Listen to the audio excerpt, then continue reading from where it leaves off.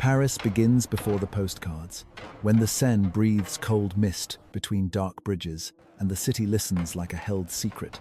In the early morning, shutters rattle, cobblestones shine with last night's rain, and footsteps echo as if history is waking up. Somewhere a church bell rolls across rooftops, not as comfort but as a signal that power is always nearby and watching. Along narrow lanes, bakeries warm the air, while distant traffic on grand boulevards suggests a city built to move crowds like tides. You can almost smell soot from centuries of chimneys, even when the sky looks clean, because Paris never fully forgets its smoke. Kings once measured this place in stone and ceremony, turning walls and courtyards into proof that the world should bend to them. Then ordinary voices rose in cafes and squares, sharpening into chants that made windows tremble and made thrones feel suddenly fragile. Artists traced the city's bruises with ink and paint, and lovers carried private revolutions through alleyways lit by a single lamp. Today we use advanced artificial intelligence to breathe motion into silent engravings, so you do not just hear Paris, you witness it. In the shadows behind that calm water, Europe was about to change forever, and Paris would become the stage where it begins. Before it was Paris, before kings and revolutions, there was only a small island rising quietly from the slow-moving waters of the Seine. Around 259 BCE, a Celtic tribe called the Parisii settled on this island, building wooden huts and simple shelters against wind, flood, and uncertainty. They were fishermen, traders, and river people who understood that controlling a crossing meant controlling survival in a dangerous and shifting landscape. There were no monuments, no grand temples, no philosophy carved in stone, only smoke from cooking fires and the constant rhythm of work. The island that would later be called Île de la Cité was not glorious, but it was strategic in ways empires could not ignore. Boats carried grain, furs, tools, and rumors along the river, slowly turning the settlement into a quiet commercial crossing point. Then, in 52 BCE, Julius Caesar arrived in Gaul, and Rome saw not a village, but a location worth conquering and reorganizing. The resistance burned the settlement to the ground, yet Rome rebuilt it larger, stronger, and structured under imperial discipline. They named it Lutetia, meaning marsh dwelling, a practical title for a city rising from mud and river mist. Stone roads replaced wooden paths, public baths rose beside forums, and an amphitheater capable of holding thousands defined Roman authority. For nearly 3 centuries, Lutetia functioned as a disciplined Roman town, efficient, orderly, and bound to the pulse of empire. But empires fracture from their edges, and by the 3rd century, Germanic tribes were pressing south, shaking Rome's northern defenses. The inhabitants retreated once again to the island, fortifying walls, narrowing entrances, and preparing for a world growing uncertain. Rome's blueprint remained in stone, yet something deeper was forming beneath it, a resilience not written in Latin. Lutetia was no longer just a Roman outpost. It was slowly becoming the foundation of something far more enduring.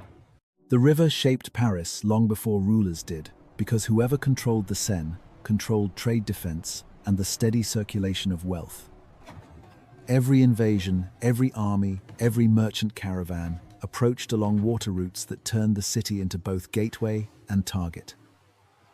Rome left behind more than ruins. It left a framework of streets, governance, and urban discipline that future generations would inherit. Even after imperial authority weakened, the memory of structured planning remained embedded in foundations and spatial logic. Faith then became the city's invisible architecture when political stability began to collapse under external pressure. In 451 CE, as Attila the Hun advanced toward the settlement, fear threatened to empty the city entirely. According to tradition, a young woman named Genevieve persuaded the inhabitants to remain fast and pray rather than flee. Whether miracle or coincidence, Attila's forces changed direction and the city survived without direct destruction. Genevieve became more than a religious figure. She embodied psychological resistance at a moment of existential danger. When Clovis, king of the Franks, chose Paris as his capital in 508 CE, power anchored itself permanently to the city. With conversion to Christianity, political authority and spiritual legitimacy fused, reinforcing Paris as both throne and altar. Churches multiplied, monasteries formed, and ecclesiastical influence reshaped the social hierarchy of the expanding settlement. Yet stability never meant safety. because beginning in 845 CE, Viking fleets sailed up the Seine with calculated aggression. Their raids exposed the vulnerability of river access, forcing the city to strengthen bridges and defensive fortifications. During the siege of 885 CE, a small defending force held the crossings for months against overwhelming attackers. That endurance created a civic myth, proving that survival depended not only on walls but on collective stubbornness. By the year 1000, Paris remained relatively compact, concentrated around the island, yet markets were expanding outward steadily. Trade, faith, and monarchy converged in one space, making Paris increasingly valuable and increasingly contested. The city was no longer accidental geography. It was becoming an intentional center of authority and ambition. And once a city becomes central, history no longer passes through it quietly. Imagine a young apprentice living on the left bank in the early 12th century, waking before sunrise to the echo of distant bells. His hands are rough from hauling stone, yet he watches cathedrals rising like mountains, believing he is helping shape eternity. He walks through narrow streets where mud clings to boots, and the smell of livestock mixes with incense from nearby chapels. Above him, wooden houses lean dangerously close, their upper floors almost touching across shadowed alleys. He has heard Latin debates drifting from scholars gathering near what will become the University of Paris. To him, those arguments sound like spells, powerful words that might rearrange heaven law and the structure of human life. He crosses the Seine over crowded bridges packed with merchants, shouting prices for grain cloth and salted meat. At dusk, he sees Notre Dame climbing skyward, its stone ribs stretching like hands determined to touch the divine. He does not call it Gothic architecture. He simply calls it impossible, yet watches it grow day by day. Rumors of distant wars travel faster than wagons reaching taverns before official proclamations ever do. Kings speak of destiny, bishops speak of salvation, but he thinks about bread, wages, and surviving winter. Still, he senses that Paris is becoming something larger than a market town or royal residence. Every scaffold he climbs, every stone he sets, ties him to a city, expanding beyond its island heart. He does not know he is living in one of Europe's rising intellectual capitals. He only knows that crowds are growing, construction never stops, and ambition hums louder each season. In his lifetime, Paris transforms from medieval settlement into a city that believes it has a mission. For him, Paris is not legend. It is noise, labor, fear, and opportunity, woven together in stone and smoke. And through his ordinary struggle, the city quietly prepares for its next great upheaval. The 14th century did not arrive gently. It struck Paris with famine, uncertainty, and a slow erosion of confidence. Crop failures in the 1310s spread hunger across Europe, and Paris felt the tightening grip of empty markets and rising desperation.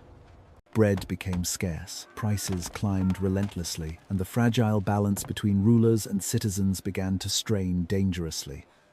Then in 1337, the Hundred Years' War erupted, entangling France and England in a conflict that would span generations. Paris stood at the political heart of the kingdom, yet war drained resources and fractured alliances within the city. In 1348, the Black Death entered Paris, spreading through crowded streets with terrifying speed and indifference. Estimates suggest that nearly half the population perished, leaving entire neighborhoods silent and commerce paralyzed. Burial grounds overflowed, and the psychological weight of loss reshaped how survivors viewed faith, authority, and destiny. Trade collapsed, guild structures weakened, and fear became a constant companion in daily life. In 1358, the Jacquerie uprising reflected rural fury against nobility, and instability rippled outward toward Paris.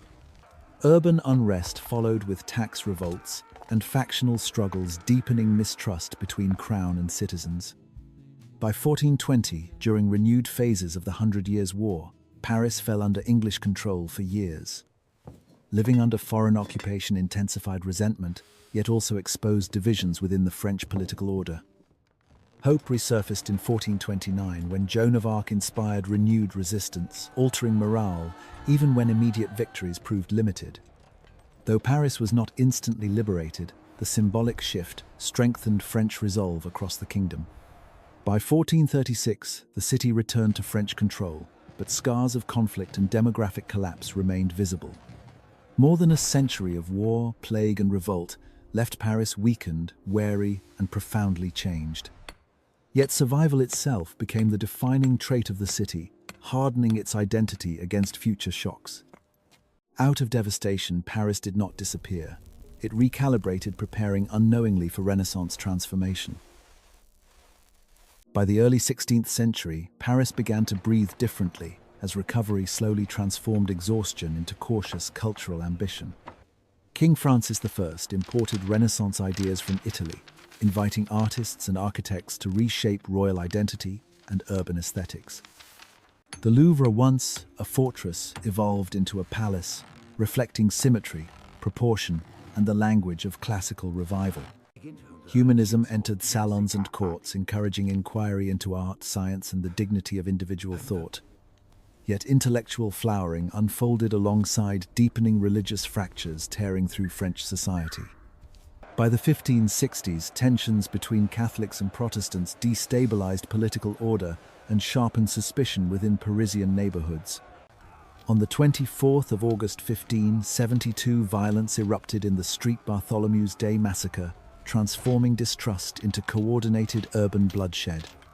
Thousands were killed in Paris over several days, leaving psychological scars that extended far beyond immediate casualties. Religious wars persisted for decades, undermining stability and embedding fear into civic memory. When Henry IV entered Paris in 1594, after converting to Catholicism, he sought reconciliation rather than continued division. His policies aimed to restore economic vitality and civic trust, rebuilding infrastructure and encouraging commercial recovery. Bridges such as the Pont Neuf symbolized durability and connection, projecting confidence after prolonged turmoil. In the 17th century, power centralized further under Cardinal Richelieu, who strengthened royal authority from within Paris. Institutions like the Académie Française standardized language, reinforcing cultural cohesion as a tool of governance. Under Louis XIV, architectural expansion and ceremonial grandeur projected absolutist power onto the urban landscape. However, when the royal court relocated to Versailles in 1682, Paris retained cultural dominance but lost daily royal presence. This separation intensified tension between monarchy and populace, preserving a latent potential for confrontation. Salons flourished, philosophers debated, and Paris refined itself into Europe's intellectual and stylistic epicenter. Beneath elegance, however, inequality widened and resentment accumulated quietly within overcrowded districts. The structural forces of faith, culture, and centralized authority were converging toward a more volatile century.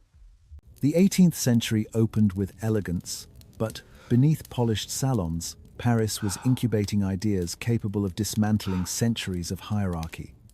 Philosophers like Voltaire and Rousseau gathered in cafes, questioning divine right, inherited privilege, and the structure of political authority. The Encyclopédie attempted to compile all human knowledge, challenging the Church's monopoly over truth and intellectual legitimacy. Discussion moved from abstract theory to moral urgency as poverty and inequality intensified across overcrowded districts. By the 1780s, Paris had grown to over 600,000 inhabitants, stretching infrastructure beyond sustainable limits. Cemeteries overflowed, sanitation deteriorated, and the stench of decay forced authorities to relocate remains into underground catacombs. These tunnels, lined with bones of millions, became a silent monument to centuries of urban compression. Meanwhile, state finances collapsed under war debts and aristocratic extravagance, leaving the crown desperate for revenue. Taxes burdened common citizens disproportionately, while noble estates remained largely exempt from fiscal responsibility. Bread prices soared and hunger sharpened political theory into personal survival demands. On the 14th of July, 1789, Parisians stormed the Bastille, a fortress symbolizing arbitrary royal imprisonment. Though only a handful of prisoners were inside, the symbolic rupture resonated across Europe. The French Revolution transformed Paris into the epicenter of ideological experimentation and violent upheaval. The monarchy was abolished in 1792, and Louis XVI was executed publicly in 1793 before vast crowds. Revolutionary fervor intensified into the Reign of Terror, where political suspicion justified mass executions. Robespierre's radical vision sought purity, but fear consumed allies and adversaries alike. When Robespierre himself was executed in 1794, exhaustion replaced fervor, and France searched for stability. Paris had dismantled absolutism, but it had also revealed how fragile idealism becomes under pressure. Out of revolutionary turbulence emerged a figure who promised order through strength and imperial ambition. The stage was set for Napoleon Bonaparte to reshape Paris once more. In 1799, Napoleon Bonaparte seized power, promising stability after revolution and transforming Paris into the capital of imperial ambition.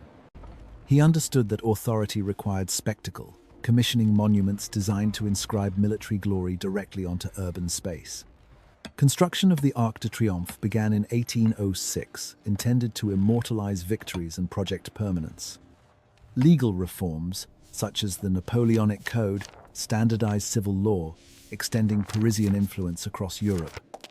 The Louvre expanded as a public museum, displaying artworks gathered through conquest and diplomatic acquisition. Yet empires built on expansion face limits, and Napoleon's campaigns eventually overextended French capacity. By 1814, foreign armies entered Paris, forcing abdication and demonstrating how quickly dominance can reverse. Although briefly returning during the 100 Days, Napoleon's defeat at Waterloo ended imperial control permanently. Throughout the 19th century, Paris oscillated between monarchy, republic, and empire, reflecting unresolved ideological tension. Revolutions in 1830 and 1848 erupted from barricaded streets, reinforcing Paris's identity as a laboratory of political change. Under Napoleon III, modernization became the new strategy for controlling instability within the capital. Baron Haussmann redesigned Paris between 1853 and 1870, replacing medieval lanes with broad, linear boulevards. These avenues improved circulation and sanitation, but also prevented easy construction of defensive barricades. Uniform facades, public parks, and integrated sewer systems redefined urban aesthetics and functionality simultaneously. The Franco-Prussian War in 1870 exposed vulnerabilities, again leading to siege and humiliation. In 1871, the Paris Commune briefly established radical self-governance before being suppressed by national forces. The violent aftermath left thousands dead and public buildings damaged, intensifying class resentment. Despite trauma, the Belle Epoque emerged from the 1870s to 1914 as a golden cultural age. Artists like Monet and Renoir redefined perception, while the Eiffel Tower symbolized industrial optimism in 1889. Paris entered the 20th century celebrated globally, yet the coming decades would test its resilience once more. When the First World War erupted in 1914, Paris stood close enough to the front to hear artillery rumble beyond its horizon. German forces advanced within striking distance, and civilians feared occupation, while mobilization transformed daily routines into disciplined urgency. The city endured air raids and shortages, yet remained unoccupied as French resistance stabilized the front near the Marne. Victory in 1918 brought relief, but more than 1 million French soldiers had perished, leaving collective grief embedded in memory. The 1920s revived Paris as a global cultural magnet, attracting writers, musicians, and painters seeking creative freedom. Jazz-filled nightclubs, fashion houses, reinvented elegance, and intellectual expatriates reshaped literary modernism within café conversations. The Great Depression in the 1930s disrupted prosperity, intensifying political polarization and social unrest across the capital. When Germany invaded France in 1940, Paris was declared an open city to prevent destruction. Nazi forces entered on the 14th of June 1940, and occupation began without conventional urban combat. For 4 years, daily life continued under surveillance, censorship, and systematic persecution of Jewish citizens. In July 1942, thousands were arrested during the Veldehiv roundup, later deported to concentration camps. Resistance networks organized sabotage, underground publications, and intelligence support for Allied operations. In August 1944, Parisians rose in coordinated uprising as Allied forces approached the city. German commander Dietrich von Choltitz surrendered on August 25, sparing Paris from planned destruction. Post-war reconstruction demanded moral reckoning, economic rebuilding, and cultural reassessment of national identity. Existentialist thinkers like Jean-Paul Sartre and Simone de Beauvoir debated freedom and responsibility in café circles. The protests of May 1968 revealed generational dissatisfaction with authority, capitalism, and rigid social norms. Late 20th century modernization introduced architectural projects such as the Louvre Pyramid and La Défense expansion. In the 21st century, Paris confronted terrorism, social division, and the devastating fire at Notre Dame in 2019. Yet across wars, occupations, revolutions, and renewal, Paris continues redefining itself without surrendering its historical consciousness. Paris has never been a quiet city. It has always been a place where history accelerates rather than settles. From a Celtic fishing settlement to a Roman outpost, it absorbed conquest without surrendering identity. From medieval cathedral spires to revolutionary barricades, it transformed belief into architecture and anger into political rupture. Kings attempted to command it, emperors monumentalized it, and revolutionaries reshaped it through radical imagination. Each destruction was followed by reconstruction, each occupation answered by resistance, each fracture layered into collective memory. The Seine still flows through the center, indifferent yet constant, linking ancient crossings to modern bridges. Beneath grand boulevards lie foundations older than nation-states, reminders that permanence is often illusion. Paris taught Europe that ideas can overturn thrones and that culture can rival armies in influence. It revealed how power concentrates in capitals, yet also how citizens reclaim streets when legitimacy collapses. The city's beauty is inseparable from its conflict because refinement and upheaval evolved together over centuries. Notre Dame's restoration symbolizes more than repair. It reflects a determination to preserve narrative continuity. The Eiffel Tower, once criticized, now stands as proof that innovation eventually becomes tradition. Across museums, cafes, universities, and avenues, layers of time coexist without fully dissolving one another. Paris does not forget its scars. It integrates them into identity and aesthetic expression. In the 21st century, it balances heritage with globalization, tourism with tension, memory with reinvention. Its past is neither purely triumphant nor purely tragic, but persistently transformative. To understand Paris is to understand how cities become mirrors of civilization's ambition and contradiction. 2,000 years condensed into streets still walked daily by millions unaware of buried foundations. The story continues not as nostalgia but as ongoing negotiation between resilience and change. Paris endures not because it avoided catastrophe, but because it learned repeatedly how to rebuild.